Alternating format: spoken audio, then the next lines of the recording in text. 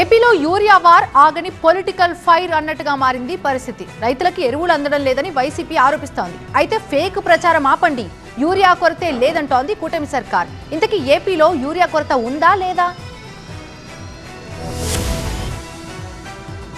రాష్ట్రంలో యూరియా కొరత లేదని 2 రోజుల క్రితమే సీఎం చంద్రబాబు ప్రకటించారు. రైతులకు సరిపడా ఎరువులు ఉన్నా వైసీపీ విషప్రచారం చేస్తోందని మండిపడ్డారు. రైతుల ముసుగులో రాజకీయం చేస్తే ఊరుకునేది లేదని హెచ్చరించారు. ఈ వ్యాఖ్యలకు వైసీపీ కౌంటర్ ఇస్తోంది.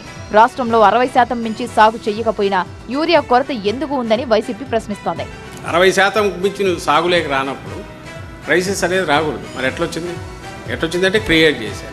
దాంట్లో కమిషన్లు తీసుకున్నారు. 100 కోట్లు ఆ రకంగా ఎక్కడెక్కడ దోచుకుంటున్నారు. రైతులు స్వయంగా చెప్తున్నారు. కమిషన్ల కోసం యూరియా కృత్రిమ కొరత సృష్టిస్తున్నారని, బ్లాక్ మార్కెట్ పై ప్రశ్నిస్తే రైతులను వైసీపీ కార్యకర్తలంటూ సీఎం బెదిరిస్తున్నారని సజ్జల అన్నారు. కూటమి ప్రభుత్వ సుపరిపాలనలో ప్రజలు సంతోషంగా ఉండటాన్ని తట్టుకోలేక వైసీపీ దుష్ప్రచారం చేస్తోందని అధికార పక్షం మండిపడుతోంది. ఏపీలో యూరియా సరఫరా సాఫీగా సాగుతోందని ప్రభుత్వం చెబుతోంది. కృత్రిమ కొరత, బ్లాక్ మార్కెట్ ప్రచారాలు పూర్తిగా అవాస్తవమన్నారు మంత్రి అచ్చెన్నాయుడు. వైసీపీ హయాంలో కంటే ఎక్కువ యూరియా పంపిణీ చేశాం, మద్దతు ధర లేని పంటలను కొనుగోలు చేస్తున్నామన్నారు మంత్రి అచ్చెన్నాయుడు.